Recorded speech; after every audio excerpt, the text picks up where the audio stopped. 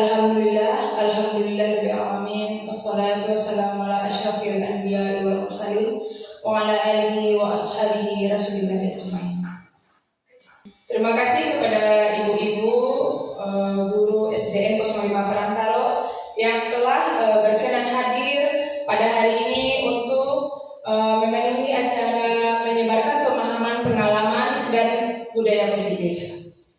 Pada kali ini saya berdiri di sini bukan untuk menggurui ibu-ibu, tetapi saya hanya ingin berbagi ilmu apa yang telah saya dapatkan pada pembelajaran atau program guru penggerak selama beberapa bulan ini.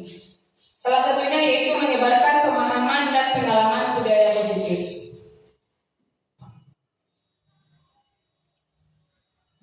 Adapun yang akan saya bagikan hari ini adalah yang pertama tentang disiplin positif dan nilai kebajikan universal. Dan materi yang kedua yaitu teori motivasi, hukuman dan penghargaan restitusi. Yang ketiga, keyakinan kelas. Dan yang keempat, kebutuhan dasar manusia dan dunia berkualitas. Yang kelima, posisi kontrol. Dan yang keenam adalah segitiga restitusi. Nah, pada layar berikut ini pasti ibu-ibu sudah tahu siapa tokoh yang ada di gambar. Siapa ibu-ibu? Ki Hajar Dewantara. Iya, Ki Hajar Dewantara adalah seorang tokoh pendidikan, yaitu Bapak Pendidikan Indonesia. Beliaulah yang menjadi tokoh yang dan pemerhati pendidikan manusia, pendidikan di Indonesia sejak zaman pemerintah Belanda dulu lagi. Menurut Ki Hajar Dewantara, tujuan pendidikan di sini adalah menjelaskan bahwa pendidikan itu adalah menuntun segala kodrat yang ada pada anak-anak agar mereka dapat mencapai keselamatan dan kebahagiaan yang setinggi-tingginya, baik sebagai manusia ataupun sebagai anggota masyarakat. Jadi di sini mungkin kita sebagai guru selama ini hanya memberikan ilmu atau mentransfer ilmu kepada anak-anak. Sesungguhnya yang pendidikan itu lebih dari itu, yaitu penanaman karakter yang menjadikan mereka sebagai manusia yang merdeka, yang bisa memiliki karakter yang baik di tengah-tengah masyarakat. Oleh sebab itu, pendidik itu hanya dapat menuntun tumbuh atau hidupnya kekuatan kodrat yang ada pada anak-anak agar dapat memperbaiki lakunya, bukan dasarnya. Artinya, kita guru itu diibaratkan sebagai petani dan sekolah diibaratkan sebagai ladang, sedangkan murid diibaratkan sebagai tumbuhan. Jadi, tugas kita sebagai pendidik yaitu menjaga bagaimana tumbuhan tersebut agar dapat tumbuh dengan subur, dapat menghasilkan buah yang kita inginkan. Bagaimana kita caranya memupuk, bagaimana caranya kita menjaga, bagaimana caranya kita menyiram setiap harinya. Itulah yang dimaksud dengan pendidikan menurut Ki Hajar Dewantara. Sementara yang kodrat anak, bibit anak tersebut tidak bisa dirubah. Contoh, bibit jagung yang kita tanam pasti buahnya akan jagung. Tidak mungkin buahnya menjadi padi. Jadi tugas kita supaya menghasilkan buah jagung yang berkualitas, apa ibu? Harus yang pertama, bagaimana kita cara-caranya untuk supaya menghasilkan buah jagung yang bagus tadi? Menyiram, mungkin memberi pupuk, apa lagi? Memberi racun jika ada hama. Jadi yang hama di sini maksudnya adalah perilaku yang tidak baik atau pengaruh lingkungan yang bisa menjadikan mereka menjadi pribadi yang buruk. Nah, ini sekarang ada perubahan paradigma belajar. Coba ibu-ibu genggam tangannya. Anggap di dalam genggaman tersebut ada rahasia yang tidak boleh orang lain ketahui. Yang sebelah ibu-ibu berusaha membujuk. Contoh Melina. Ibu Melina berusaha dengan sekuat tenaga bagaimana caranya untuk mengetahui rahasia yang ada di tangan Ibu Noni. Boleh dengan rujukan, boleh dengan ancaman, sogokan, walaupun dengan tendangan sekalipun boleh. Bagaimana akhirnya Bu Noni bisa membuka rahasianya? Coba Ibu Melina, bagaimana upaya Ibu Melina untuk mengetahui rahasia yang ada di tangan Ibu Noni? 30 detik. Oke, paling menurut saya yang saya lakukan ya menyebut Noni, mempokok Noni, merayu-rayu, membuat dia makan supaya dia mau menceritakan rahasia yang besar itu. Ya, apakah Noni mau membuka rahasianya? Tergantung sogokan. Oh, tergantung sogokan. Berarti Noni bersedia memberi izin kepada Ibu Melina untuk mengetahui rahasianya. Berarti Ibu Melina pintar merayu ya. Harus. Jadi yang memegang kontrol di sini atau memegang kendali di sini siapa? Orang yang merayu kah atau orang yang Dirayu. orang yang dirayu? Dirayu. Iya. Iya, bagus sekali. Orang yang memegang kontrol di sini adalah Ibu Noni. Dia berhak memberitahu atau tidaknya rahasia yang ada dalam genggamannya tadi. Ya, begitu juga dengan murid. Begitulah diibaratkan dengan murid kita. Di saat kita memaksanya untuk berubah, memaksanya, membujuknya untuk berubah, kalau mereka tidak mau berubah, tidak juga akan berubah. Karena yang kita lakukan tersebut adalah faktor dari luar, faktor eksternal. Jadi bagaimana seharusnya apa pendidikan itu atau karakter itu bisa berubah? Yaitu adanya kesadaran dari dalam diri. Jadi yang bisa merubah kita adalah diri kita sendiri. Itu maksudnya dengan perubahan paradigma belajar tadi. Jadi ada menurut Dr. William Glasser, dalam kontrol teori terdapat beberapa miskonsepsi tentang kontrol, yaitu yang pertama ilusi bahwa guru itu mengontrol siswa. Nah, apa maksudnya di sini? Bahwa sesungguhnya ketika kita menyuruh murid itu untuk patuh, sebenarnya mereka hanya memberi izin kepada kita bagaimana mereka akan melakukan apa yang kita inginkan. Contoh, mereka disuruh membuang sampah ke tempatnya. Jika tidak, mereka akan diberikan denda, contohnya. Itu bukan kesadaran dari diri mereka, tetapi karena mereka takut dikenakan denda. Itu adalah faktor eksternal. Jadi ketika kita tidak melihatnya, misalnya mereka membuang sampah sembarangan.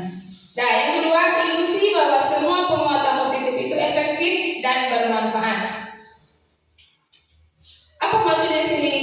Dalam jangka waktu tertentu, kemungkinan siswa tersebut akan menyadarinya bahwa apa yang kita katakan menjadi bujukan untuk mereka. Jika mereka sadar, ternyata ibu ini hanya membujuk saya, merayu saya, maka mereka akan kembali kepada karakter mereka yang dahulu. Yang ketiga, ilusi bahwa kritik dan membuat orang merasa bersalah dapat menguatkan karakter. Ada juga kita membuat mereka menjadi merasa bersalah. Contoh, gara-gara kamu ini yang terjadi. Apakah kamu tidak kasihan terhadap orang tua kamu? Apakah kamu tidak kasihan sama ibu? Itu akan memperburuk pikiran mereka tentang diri mereka sendiri. Kemudian ilusi bahwa orang dewasa itu memiliki hak untuk memaksa. Orang dewasa di sini kalau di sekolah kan kita sebagai guru orang dewasa. Ya. Bukan berarti kita orang dewasa memiliki hak untuk memaksa.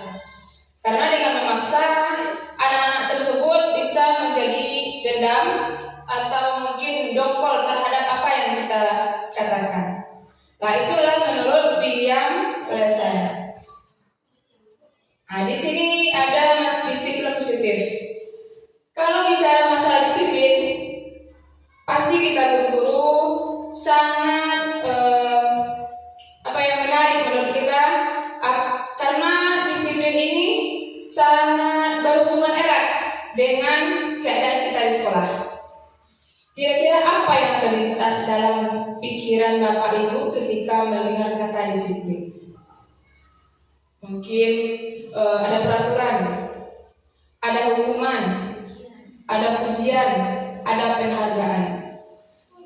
Peraturan, kalau kita tidak melaksanakan peraturan, nantinya kita akan mendapat hukuman. Itu yang biasa kan Ibu? Sebenarnya yang dikatakan disiplin itu bukan hal seperti itu. Yang disiplin di sini adalah suatu sifat, bentuk, tindakan atau kemampuan seseorang dalam mengendalikan diri dan mematuhi aturan atau nilai-nilai yang telah disepakati, merupakan tanggung jawabnya. Diartikan juga sebagai bentuk kontrol diri untuk mencapai tujuan yang mulia. Contohnya, Ibu Yanti datang ke sekolah tepat waktu. Apakah itu kesadaran diri Bu Yanti? Atau ada yang menjadi faktor selain dari kesadaran diri Bu Yanti? Atau contohnya, Bu Yanti ingin dipuji oleh kepala sekolah, Bu Yanti takut sertifikasinya tidak diterima. Itu bukan dari kesadaran Ibu Yanti, tetapi faktor dari luar. Itu bukan merupakan disiplin. Jadi yang disiplin itu adalah, saya harus datang tepat waktu karena ini merupakan adalah tanggung jawab saya. Itu baru merupakan faktor internal atau intrinsik. Kemudian tujuan disiplin positif di sini adalah untuk menaklukkan kuasa, kemauan di dalam diri, agar seseorang dapat menjadi pemerintah atas dirinya sendiri, untuk memperbaiki berbagai kebiasaan seseorang. Jadi kita yang memerintah diri kita adalah kita sendiri, bukan kepala sekolah, bukan teman, dan bukan yang lainnya. Begitu juga dengan murid di kelas kita, yang memerintah diri mereka untuk berubah itu adalah mereka sendiri, bukan kita, bukan karena takut atas kita, bukan karena ingin mendapat pujian, bukan ingin mendapat nilai yang bagus, tapi atas kesadaran diri mereka bagaimana harus mereka bersikap. Nah, sekarang dari nilai-nilai yang diyakini tadi, dan disiplin tadi kan ada nilai-nilai yang diyakini, ada nilai kebajikan universal, yaitu nilai-nilai atau prinsip-prinsip mulia yang dianut seseorang dikatakan sebagai kebajikan universal. Apa yang kita yakini itu baik, berarti itu adalah nilai kebajikan universal. Seperti kita kan kelas 1 dan 4 sudah memakai kurikulum IKN. Jadi di sini ada profil pelajar Pancasila. Kalau di K13 kan juga ada pada nama karakter. Tapi kalau di IKN namanya profil pelajar Pancasila. Yang pertama, beriman, bertakwa kepada Tuhan Yang Maha Esa, berakhlak mulia, mandiri, bernalar kritis, berkebinekaan global, bergotong royong, dan kreatif. Jadi inilah nilai-nilai yang tercantum di dalam profil pelajar Pancasila. Dan kita sebagai guru yakin bahwa ini adalah nilai kebajikan yang harus kita tanamkan kepada anak-anak kita, supaya mereka bisa menjadi pribadi yang lebih baik lagi, menjadi manusia yang berkarakter. Selain dari profil pelajar Pancasila, ada lagi nilai kebajikan universal yang lainnya. Yang kedua adalah 9 pilar karakter. Cinta Tuhan dan segenap cintanya, kemandirian dan tanggung jawab, kejujuran, hormat dan santun, dermawan, suka menolong, percaya diri, kreatif dan bekerja keras, kepemimpinan dan keadilan, baik dan rendah hati, toleransi, kedamaian dan kesatuan. Jadi kita di dalam program IKM kita menganut atau Sementara masih ada nilai-nilai kebajikan universal yang lainnya. Ini contoh-contoh nilai kebajikan universal. Ada dari Ibo Primarias Program atau PIP. Ada petunjuk seumur hidup. Itu adalah nilai kebajikan universal yang lainnya. Dan sekarang kita lanjut teori motivasi hukuman dan penghargaan restitusi. Yang pertama, teori motivasi. Menurut Dian Egosen, ada 3 motivasi perilaku manusia. Yang pertama, untuk menghindari ketidaknyamanan atau hukuman. Seperti yang tadi, kita atau saya datang tepat waktu, tidak terlambat datang ke sekolah karena takut kepada kepala sekolah, takut nanti absen saya menjadi gagal atau tidak menerima tunjangan. Itu namanya untuk menghindari ketidaknyamanan. Kemudian atau takut kena hukuman, murid kalau terlambat nanti disuruh lari mengelilingi lapangan. Itu adalah hukuman. Jadi ada 3 motivasi perilaku manusia tadi. Yang pertama, untuk menghindari ketidaknyamanan. Hanya karena takut kena hukum, takut kena marah, makanya dia melakukan hal tersebut. Kemudian untuk mendapatkan imbalan atau penghargaan dari orang lain. Nih, tidak hanya anak-anak, kita juga orang dewasa pasti melakukan tersebut, pernah melakukan tersebut untuk mengharapkan penghargaan. Contoh, kita melengkapi administrasi yang disuruh kepala sekolah. Kita lengkapi hanya karena ingin dipuji. Wah, Bu Noni administrasinya sudah lengkap. Itu kan cuma pujian. Berarti bukan kesadaran akan diri. Berarti tanggung jawab saya harus melengkapi administrasi. Bukan itu, tapi karena mengharapkan pujian. Itu juga termasuk motivasi perilaku manusia. Dan yang ketiga, untuk menjadi orang yang mereka inginkan dan menghargai diri sendiri dengan nilai yang mereka percaya. Baru ini baru faktor yang berasal dari dalam diri atau kesadaran akan nilai atau menghargai akan diri mereka sendiri.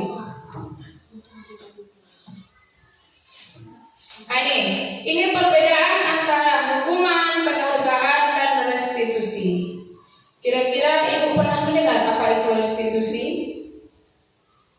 Belum, Bu. Yang pernah mendengar cuma hukuman dan penghargaan. Hukuman dan penghargaan, restitusi belum Ibu ya? Ini restitusi, maaf, restitusi ini ya. Ini ya belum. Bu Melina katanya belum pernah mendengar apa itu restitusi. Coba kita baca di sini. Yang pertama, hukuman adalah suatu perbuatan yang kurang menyenangkan. Kira-kira kita kalau kena hukum senang atau tidak? Tidak. Begitu juga dengan anak-anak. Mereka pasti tidak senang kalau kena hukum. Begitu juga dengan mungkin hukuman itu berbeda-beda. Ada yang verbal, ada yang non verbal, ada yang berupa fisik. Contoh, mereka harus membersihkan WC. Itu hukuman juga. Atau dengan kata-kata yang kasar, dasar kamu anak yang tidak mau patuh, atau kamu lagi, itu adalah hukuman secara non verbal. Atau menyakiti batin mereka sampai nanti pasti mereka ingat, oh ibu itu pernah mengatakan itu sama saya sakit hati. Pasti mereka akan ingat, walaupun mereka sudah besar nanti. Jadi hukuman itu perbuatan yang kurang menyenangkan, yang berupa penderitaan yang diberikan kepada siswa secara sadar atau sengaja, sehingga sadar artinya untuk tidak mengulanginya. Hukuman ditentukan oleh guru. Jadi hukuman tersebut hanya kita yang menentukan. Contoh, kamu harus berlari di lapangan, kamu harus bersihkan WC. Itu adalah ditentukan, itu adalah hukuman yang ditentukan oleh guru tanpa meminta persetujuan kepada murid. Itu yang dikatakan dengan hukuman.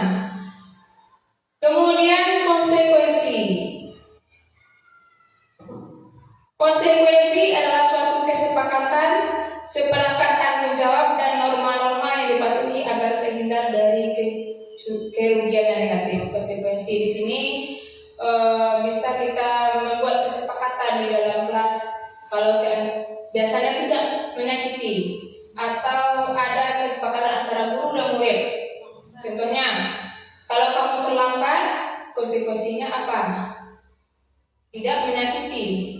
Contoh, kalau kamu terlambat berarti kamu harus memakai jam istirahat untuk belajar karena kamu tadi masuknya terlambat. Itu contoh konsekuensi. Sedangkan restitusi, proses menciptakan kondisi bagi murid untuk memperbaiki kesalahan mereka. Kita berikan mereka kebebasan untuk menentukan apa yang pantas mereka dapatkan dari kesalahan yang mereka lakukan tadi, sehingga mereka bisa kembali kepada kelompok mereka. Restitusi juga adalah proses kolaboratif yang mengajarkan murid untuk mencari solusi untuk masalah. Ya, mengajarkan mereka kalau seandainya ini yang kamu lakukan, apa solusinya nanti. Jadi kita mengajak anak-anak tersebut untuk mencari solusi terhadap masalah yang telah mereka perbuat.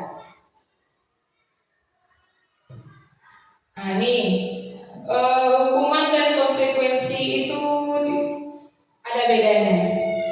Kalau hukuman itu tidak terencana, secara tiba-tiba. Kalau ada anak melakukan kesalahan langsung kita berikan hukuman. Itu hukuman. Kemudian anak tidak tahu apa yang akan terjadi karena mereka tidak terencana tadi. Mereka tidak tahu apa yang akan terjadi. Kemudian bersifat satu arah, maksudnya hanya kepada murid, diberikan guru kepada murid. Kemudian biasanya berupa fisik atau psikis, tidak masuk akal atau tidak sesuai dengan kesalahan mereka. Kemudian anak merasa tersakiti dengan perbuatan atau perkataan, seperti yang saya katakan tadi. Ada yang fisiknya tersakiti, ada juga perkataan kita yang menyakiti perasaan mereka. Kemudian konsekuensi itu sudah terencana atau sudah disepakati.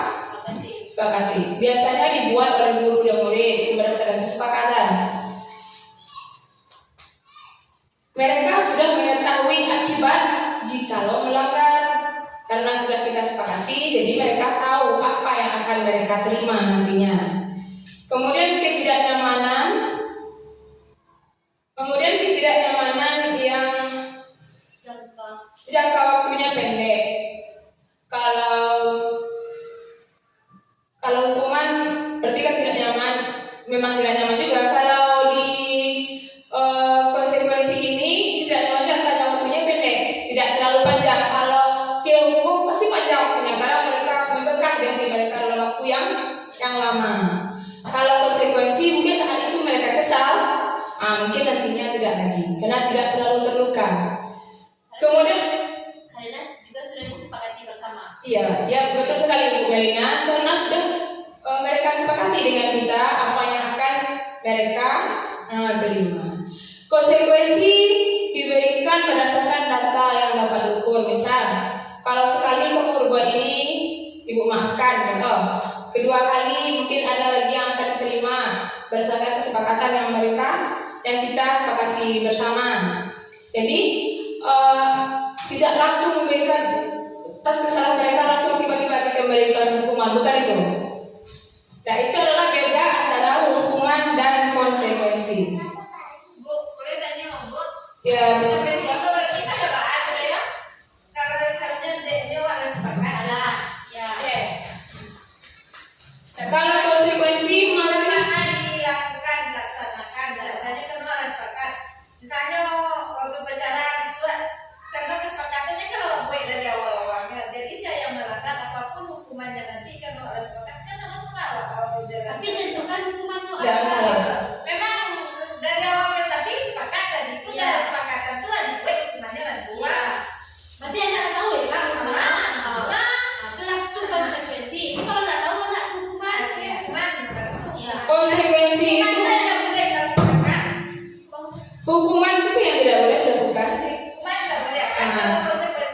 Boleh.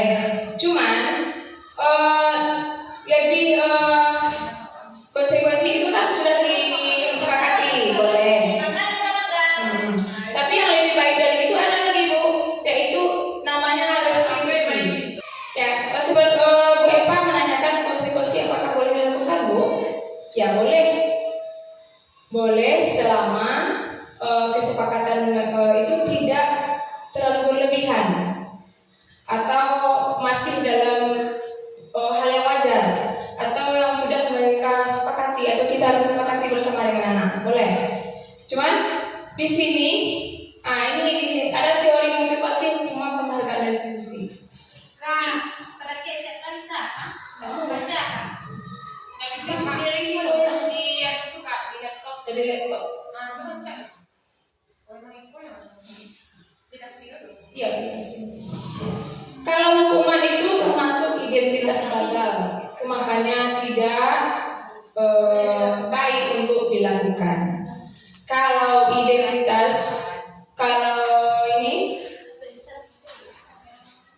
restitusi dan konsekuensi itu masih boleh untuk dilakukan. Mungkin caranya yang berbeda.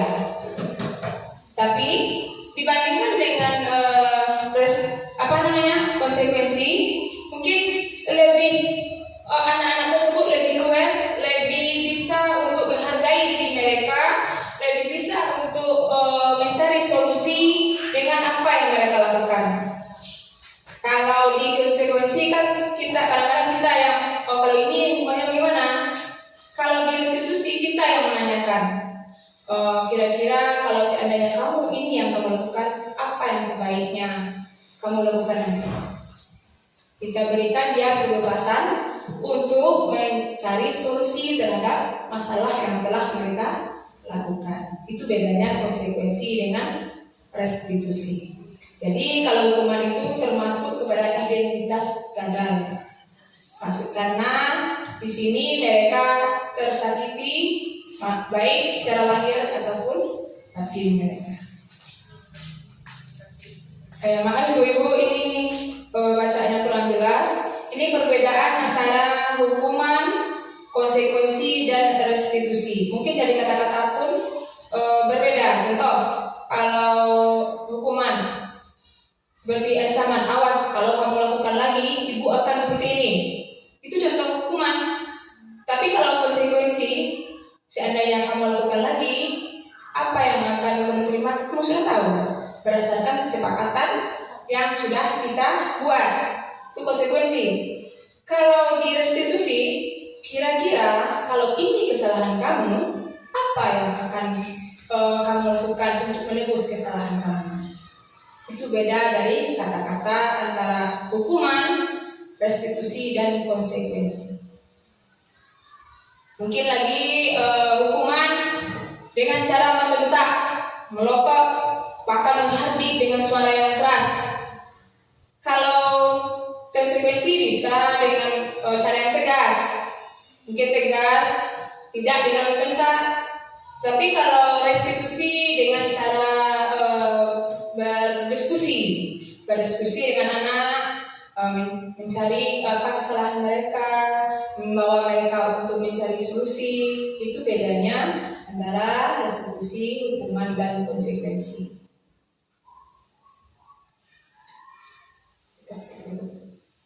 Ini ada dihukum oleh penghargaan. Tindakan memberikan penghargaan sama nilainya dengan menghukum seseorang. Sementara selama ini kita sering memberikan penghargaan kepada anak-anak. Apa maksudnya di sini? Yang satu pengaruhnya jangka pendek dan jangka panjang. Jangka pendek maksudnya mereka melakukan tersebut hanya karena ingin mendapatkan penghargaan. Kalau tidak mendapat penghargaan, mereka tidak akan melakukannya lagi. Itu maksudnya dihukum oleh penghargaan. Terbatas kreativitas mereka hanya karena untuk mengharapkan penghargaan tersebut. Yang kedua, penghargaan tidak efektif. Kadang-kadang ya seperti yang pernah kita lakukan, kita memberikan makan kecil, contohnya memberikan pujian, sementara mereka bukan itu yang mereka harapkan. Mereka ingin ini contohnya, sementara kita memberikan itu, tidak efektif juga. Kemudian penghargaan merusak hubungan. Contohnya lagi, anak-anak yang pintar sering kita berikan penghargaan, sementara anak-anak yang kurang pintar mereka akan minder. Dia lagi yang mendapatkan penghargaan. Sekarang saya kapan ya? Dia lagi, jadi merasa minder atau rendah diri, bahkan bisa menciptakan hubungan yang tidak baik. Dia lagi. Jadi di sini bisa penghargaan ini juga bisa merusak hubungan. Yang keempat, penghargaan mengurangi ketepatan. Ini ketepatan di sini kadang-kadang anak-anak yang bisa membuat kita terkesan, kita berikan penghargaan. Sementara sebenarnya bukan mereka, tidak tepat untuk berikan penghargaan terhadap mereka. Kan ada anak-anak yang seperti itu kan, Bu? Kemudian penghargaan menurunkan kualitas. Karena mereka sering mendapatkan penghargaan, maka kualitas mereka akan menurun. Mereka akan mentok di sana. Saya juga akan mendapatkan penghargaan. Tidak usah mendapatkan nilai 100 pun pasti saya akan mendapatkan penghargaan karena ibu sayang sama saya. Ada yang berpikir seperti itu. Kemudian penghargaan mematikan kreativitas. Ini masih berhubungan dengan yang di atas, mematikan kreativitas. Mereka tidak antusias lagi untuk kreatif dalam belajar. Yang ketujuh, penghargaan itu menghukum. Akhirnya mereka hanya mengharapkan penghargaan. Tanpa penghargaan mereka tidak akan berkarya. Jadi dibanding yang saya sebutkan tadi, dengan cara memaksa, dengan cara memberikan penghargaan, cara yang paling tepat adalah motivasi dari dalam diri. Kalau penghargaan, hukuman itu adalah motivasi dari luar, motivasi eksternal atau ekstrinsik. Jadi yang sebaiknya adalah motivasi dari dalam diri, yaitu motivasi intrinsik. Bagaimana mereka sadar akan diri mereka, tanggung jawab mereka, menghargai diri, itulah motivasi yang paling baik. Salam kok Bu. Awak disuruh selalu menghargai anak. Tapi tuh caranya tuh, misalnya anak yang menjawab perlu penghargaan verbal. Kalau itu bagus, pintar, tepuk tangan. Sementara kalau itu jadi hubungan, jadi cara menghargai anak, memotivasinya tuh Ya, boleh memotivasi anak dengan penghargaan, tapi tidak selalu dalam batas yang wajar. Tidak selalu harus berlebihan dalam memuji anak tersebut. Karena kalau kita pun sebagai orang dewasa kalau dipuji secara berlebihan bagaimana? Ada tidak rasa sombong, angkuh dalam diri kita, ada kan? Itu yang kita tanamkan kepada mereka. Boleh memuji, tetapi sekedar.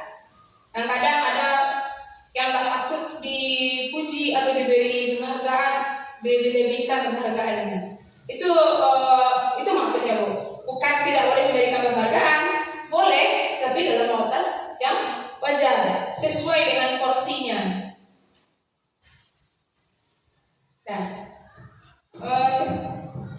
Kemudian kita lanjut lagi ciri-ciri restitusi. Ciri-ciri restitusi. Tadi yang ada hukuman, konsekuensi, dan restitusi. Sekarang restitusi lagi. Ciri-cirinya apa? Restitusi bukan untuk menebus kesalahan, namun belajar dari kesalahan. Kemudian restitusi memperbaiki hubungan. Tadi di penghargaan hukuman tadi merusak hubungan. Jadi restitusi adalah memperbaiki hubungan. Contoh, si A dengan si B bertengkar. Kita panggil keduanya, kita selesaikan, kita tanya kepada mereka apa yang solusi yang tepat untuk mereka. apa yang harus mereka terima atau apa yang akan mereka lakukan dengan kesalahan mereka tadi. Kemudian restitusi adalah tawaran bukan paksaan. Nah, kita tawaran kepada anak bagaimana seharusnya mereka bertindak, apa yang akan mereka lakukan. Kita tanya kepada anak, bukan mereka kita paksa. Kemudian restitusi menuntun untuk melihat ke dalam diri. Kira-kira apa yang kamu lakukan itu betul atau tidak? Itu namanya meninjau ke dalam diri mereka. Mereka pasti tahu apa yang mereka lakukan itu salah atau benar. Kita tanya kepada mereka. Kemudian restitusi mencari kebutuhan dasar yang mendasari tindakan. Kenapa kamu melakukan hal tersebut? Pasti kamu punya alasan. Oh, saya cuma iseng bu, saya cuma ingin bersenang-senang bu. Itu kebutuhan mereka akan kesenangan. Jadi kita harus mencari kebutuhan dasar mereka. Kenapa mereka melakukan hal tersebut? Kemudian restitusi adalah cara yang paling baik. Dari yang 3 tadi, hukuman, konsekuensi, dan restitusi adalah cara yang paling baik. Hukuman adalah identitas gagal, konsekuensi boleh dilakukan, kemudian yang paling baiknya adalah restitusi. Kemudian restitusi adalah fokus karakter, bukan tindakan. Jadi kita memperbaiki karakter mereka yang salah, yang tidak baik tadi. Kemudian restitusi adalah menguatkan karakter yang harus mereka pakai. Kemudian restitusi adalah fokus pada solusi. Ini tadi kita bersama-sama mencarikan solusi apa yang baik untuk mereka lakukan.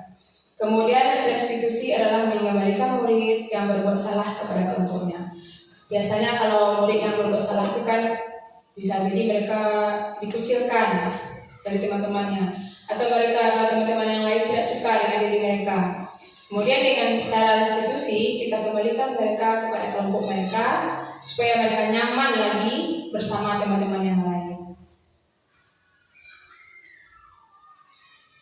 Nah, jadi di sini sebelum mengadakan restitusi kita harus membentuk dulu keyakinan kelas.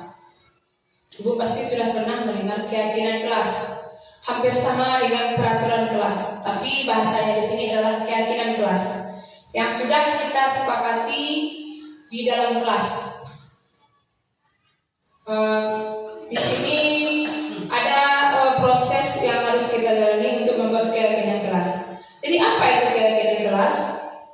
Keyakinan kelas berasal dari nilai-nilai kebajikan yang diyakini oleh seorang murid, sehingga memotivasi seorang tersebut dari dalam dirinya untuk berperilaku. Itu adalah keyakinan kelas. Nah, ada pun prosedurnya, apa yang akan kita lakukan untuk membuat keyakinan kelas. Yang pertama, mempersilakan murid-murid di kelas untuk bercurah pendapat. Kita tanya, kira-kira apa ya kesepakatan atau keyakinan kelas yang akan kita bentuk. Contoh, bertanggung jawab ini dalam berbagai aspek, baik dalam tugas, kedatangan, atau bertanggung jawab tentang kewajiban yang lainnya. Kemudian mencatat semua masukan pada murid di papan tulis prioritas besar. Nanti bisa juga murid tersebut membuat di kertas kecil lalu ditempel ke papan tulis apa yang menurut mereka penting untuk dijadikan keyakinan kelas. Kemudian menyusun keyakinan kelas. Kemudian meninjau kembali apakah sudah tepat atau tidak. Sebaiknya keyakinan kelas tidak terlalu banyak, berkisar antara 3 sampai 7. Kemudian setelah keyakinan kelas selesai, kemudian dipersilakan meninjau ulang dan menandatanganinya. Semua anggota atau warga kelas dipersilakan untuk menandatangani keyakinan kelas yang sudah mereka buat, lalu ditempelkan di dinding kelas untuk bisa dilihat. Nah ini contoh-contoh membuat keyakinan kelas yang sudah pernah saya lakukan. Yang pertama, diskusi. Mempersilakan murid di kelas untuk berjuang pendapat, diskusi dengan mereka dulu. Kemudian mencatat. Nah ini murid mencatat apa yang menurut mereka pantas untuk dijadikan keyakinan kelas. Lalu mereka tempel ke depan. Nih. Nah, langkah selanjutnya itu merumuskan. Kemudian kita dan siswa mengelompokkan peraturan kelas yang sejenis. Contoh kadang-kadang ada murid itu yang sama, yang mereka buat itu sama. Terus kita kelompokkan, bisa tanggung jawab, mungkin dengan bahasa yang berbeda. Jadi kita kelompokkan. Kemudian setelah kita kelompokkan, kita tinjau kembali. Bagaimana menurut kita sudah pas atau tidak? Kita tinjau bersama-sama. Setelah itu kita buat keyakinan kelas. Boleh diketik ataupun dibuat di kertas karton untuk ditempel nanti. Setelah itu baru kita tanda tangani. Masing-masing murid menandatangani keyakinan kelas yang telah mereka sepakati tadi. Nah, di sini mereka akan menandatangani. Lalu setelah ditandatangani, baru dipajang keyakinan kelas di tempat yang mudah untuk dilihat. Nah, ini umpan balik dari siswa yang sudah melakukan membuat keyakinan kelas tadi. Nah, kita masuk lagi kepada 5 kebutuhan manusia. Ada 5 kebutuhan manusia. Yang pertama, kebutuhan bertahan hidup. Yang kedua, kebutuhan akan kasih sayang. Yang ketiga, kebutuhan kebebasan. Yang keempat, kebutuhan untuk penguasaan. Yang kelima, kebutuhan akan kesenangan. Ya, yang pertama untuk bertahan hidup. Kebutuhan untuk bertahan hidup ini tidak terlepas dari kita manusia, baik manusia dewasa ataupun anak-anak. Semuanya kita membutuhkan ini. Yang pertama, bertahan hidup. Hal ini bersifat fisiologis seperti kesehatan, rumah, dan makan. Komponen psikologisnya adalah merasa aman. Dalam pemenuhan kadang manusia bisa atau terpaksa melakukan hal yang bertentangan dengan nilai keyakinan hidupnya. Nih, bertahan hidup artinya bagaimana kita untuk bertahan hidup. Contoh, kebutuhan kita untuk makan, untuk kesehatan, untuk rumah. Jadi setiap manusia itu membutuhkan hal tersebut. Jadi kalau nanti kadang-kadang orang ada yang mencuri, gara-gara mereka tidak ada yang mau dimakan. Berarti mereka mencuri itu untuk memenuhi kebutuhan hidupnya. Kemudian yang kedua adalah kebutuhan cinta dan kasih sayang. Di sini cinta dan kasih sayang disebut kebutuhan psikologis yang meliput kebutuhan akan koneksi sosial, memberi dan menerima kasih sayang, dan merasa menjadi bagian tergabung dengan sebuah kelompok. Contoh di kelas ada anak yang broken home, anak yang orang tuanya berpisah. Pasti mereka sering melakukan kesalahan-kesalahan, kadang mengganggu temannya, kadang melakukan kesalahan yang lain. Karena apa? Karena mereka mengharapkan kasih sayang dari kita atau perhatian dari kita. Itu yang mereka tunjukkan sebenarnya. Jadi kita harus paham, oh anak ini seperti ini karena latar belakangnya begini. Jadi itu yang harus kita pahami. Selanjutnya, kebutuhan akan kebebasan.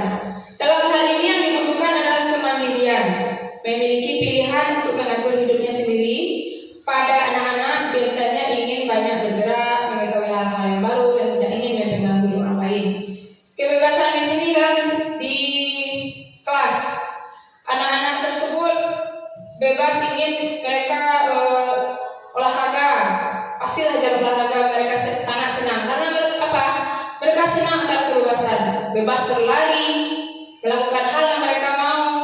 Itu maksudnya dengan kebebasan. Daripada dibandingkan dengan pembelajaran yang lainnya, pasti mereka lebih senang pembelajaran olahraga atau Nah, selanjutnya kebutuhan akan kesenangan. Di sini kesenangan kita pun orang dewasa butuhkan kesenangan. Mungkin Bu Noni, kebutuhan kesenangannya adalah mencoba makanan-makanan baru, makanan-makanan yang yang kekinian, yang diskon. Nah, itu kesenangan Bu Noni. Beda lagi dengan kesenangan Bu Yanti. Kalau Bu Yanti mungkin kesenangannya menyanyi di rumah atau bermain TikTok contohnya kan. Itu kesenangan Bu Yanti. Jadi setiap orang tersebut memiliki kesenangan yang berbeda. Begitu juga dengan anak. Ada anak yang suka melucu, ada anak yang suka diam-diam, ada yang suka mengganggu teman. Itu kesenangan mereka. Jadi kita harus paham apa yang menjadi kesenangan anak tersebut. Mungkin bisa kita menerapkan dalam pembelajaran. Tidak menonton dalam pembelajaran itu. Kalau hanya ceramah, pasti mereka akan bosan. Mereka akan senang misalnya melakukan praktek, percobaan, eksperimen. Kita lakukan hal tersebut. Nah, yang kelima ada kebutuhan akan kekuasaan. Selain dari orang dewasa, anak-anak juga membutuhkan kekuasaan. Contoh, mereka ingin dianggap pintar, dianggap yang paling hebat, yang paling berani pun ada kan? Nah, begitu juga dengan orang dewasa. Kita ingin dihargai oleh kepala sekolah sebagai guru yang senior contohnya. Berarti itu adalah kebutuhan kita untuk akan kekuasaan. Itu adalah kebutuhan yang terakhir, itu kebutuhan kekuasaan. Nah, selanjutnya adalah posisi kontrol. Nah, ini kontrol kita sebagai guru. Yang pertama penghukum, yang kedua pembuat rasa bersalah, yang ketiga sebagai teman, yang keempat pemantau, dan kelima manajer. Apa itu penghukum? Kebiasaan kita di kelas atau di sekolah kita sebagai penghukum. Nah, tuh tidak dipungkiri lagi, termasuk saya sendiri mungkin pernah melakukan hal tersebut. Penghukum itu adalah biasanya menggunakan hukuman fisik atau verbal. Kadang kamu tidak membuat PR, contoh ada yang disuruh berdiri, ya kan? Dulu pernah berdiri di depan, atau yang tidak harus piket selama seminggu, contoh lagi. Nah, itu adalah penghukum. Berarti kita itu adalah sebagai penghukum. Kemudian contoh pertanyaannya, kata-kata kita, contohnya awas. Kata-kata yang biasa orang sebagai kalau penghukum itu, kamu selalu salah, kamu selalu. Jadi akan biasa contohnya itu. Tentu ada anak yang lambat dalam mengerjakan. Kamu terakhir, selalu terakhir. Ibu bosan sama kamu, ada yang seperti itu. Berarti kita menghukum, baik fisik maupun non fisik. Bagaimana Ibu? Pernah melakukan hal tersebut? Pasti pernah. Pasti pernah. Saya juga pernah. Jadi kadang-kadang menghukum itu ada terpaksa dilakukan. Kalau sedapat mungkin, kalau itu bukan jalan terakhir, jangan dilakukan sebagai posisi kita tetapkan diri sebagai posisi kontrol, sebagai penghukum. Yang kedua, pembuat rasa bersalah. Nih, pembuat rasa bersalah. Mungkin suara ibu tersebut lembut, tidak menghardik. Bagaimana jika orang tua kamu tahu kamu seperti ini? Apakah kamu tidak malu? Berarti kita menjadikan mereka menemukan rasa bersalah dalam diri mereka, yang akan mengakibatkan pikiran buruk atau negatif terhadap diri mereka sendiri. Itu namanya pembuat rasa bersalah. Atau misalnya ibu sangat kecewa dengan apa yang kamu lakukan. Apakah kamu tidak sayang sama ibu? Itu namanya memberi rasa bersalah. Yang ketiga ada teman. Teman ini ada positif, ada negatifnya. Guru itu tidak akan menyakiti murid. Kemudian namun mengontrol murid dengan persuasi, maksudnya dengan ajakan. Kebanyakan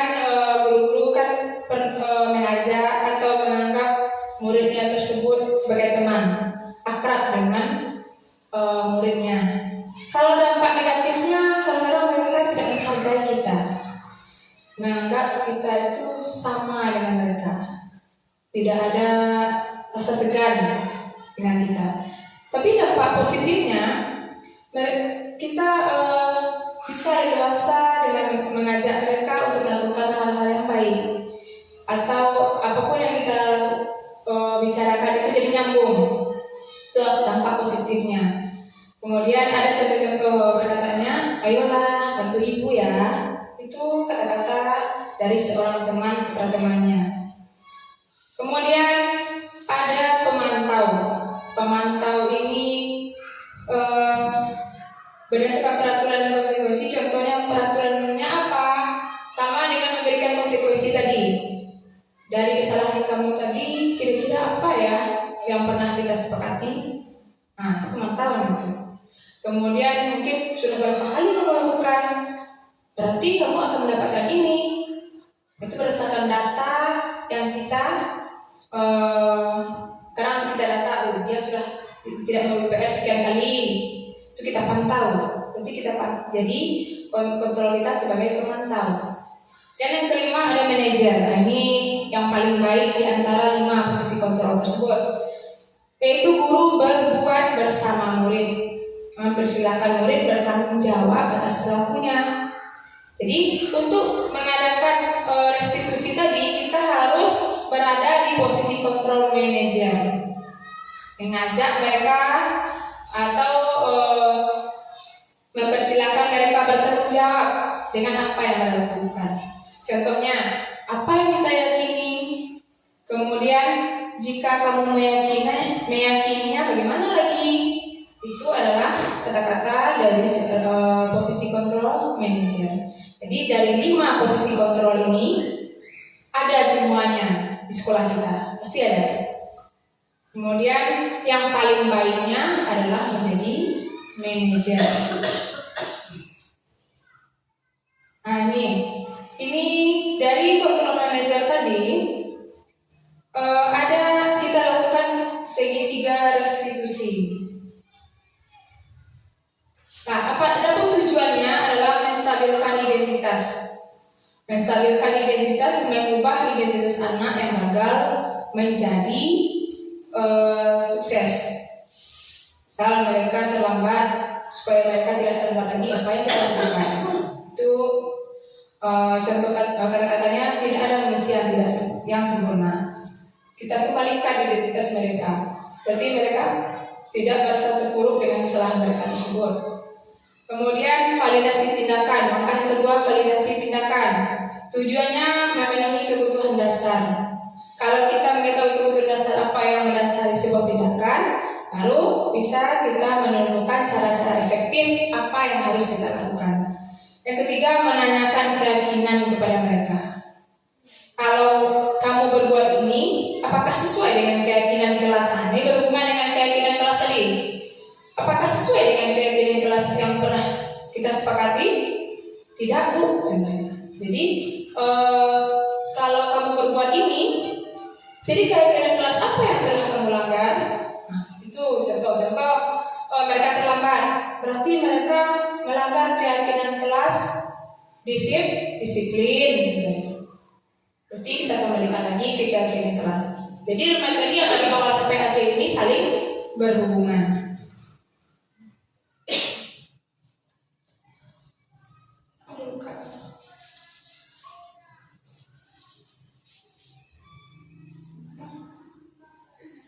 Ini ada contoh segitiga restitusi yang pernah saya lakukan dengan murid. Ini pada hari Selasa waktu PH tema 2, seorang anak bernama Rehana Sabita melihat lembar jawaban temannya. Hal ini tidak sesuai dengan keyakinan kelas yang sudah dibuat. Ini ada videonya di sini. Masih hidup ya? Masih.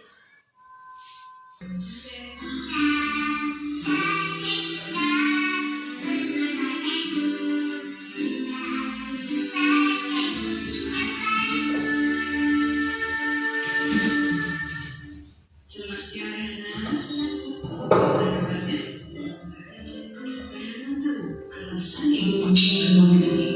Tidak. Tadi waktu ulangan, kami melihat Rehana melihat lembar jawaban teman.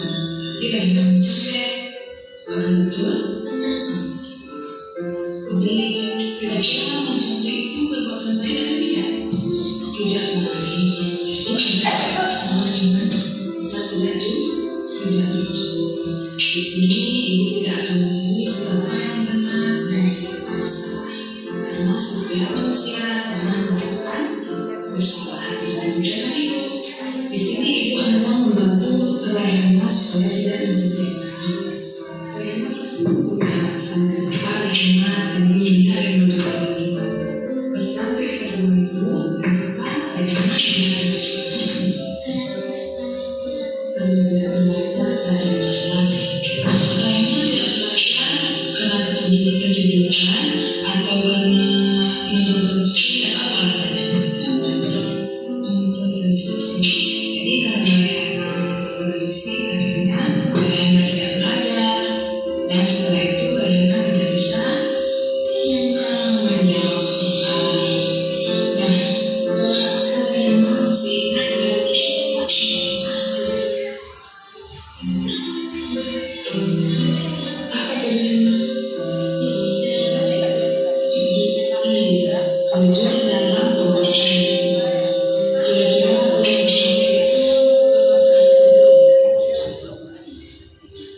Jujur dalam pembacaan. Kira-kira jujur itu bermanfaat atau tidak? Bermanfaat kebaikan kita? Baik. Jadi apakah Rayana sudah yakin bahwa jujur itu perbuatan yang baik? Jadi kalau Rayana sudah yakin bahwa jujur itu adalah perbuatan yang baik, buat apa langkah Rayana supaya Rayana tidak melakukan?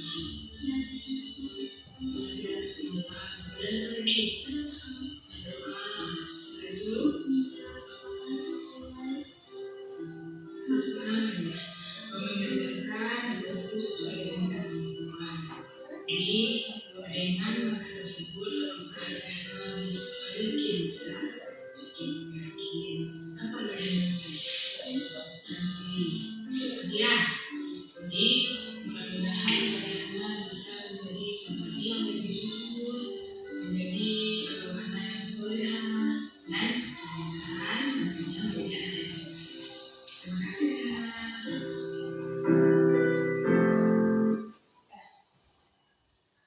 Itu adalah salah satu contoh segitiga restitusi yang pernah saya lakukan dengan Rayhana karena dia mencontek saat ujian. Mungkin hanya demikian yang dapat saya sampaikan mengenai disiplin positif. Jadi terima kasih saya ucapkan kepada ibu-ibu, mudah-mudahan untuk kedepannya kita bisa melaksanakan disiplin positif di sekolah kita supaya terwujudnya visi misi yang kita impikan di sekolah kita, terwujudnya lulusan yang berkompetensi dan berkarakter. Atas segala kekurangan saya minta maaf. Saya sudahi dengan Assalamualaikum warahmatullahi wabarakatuh.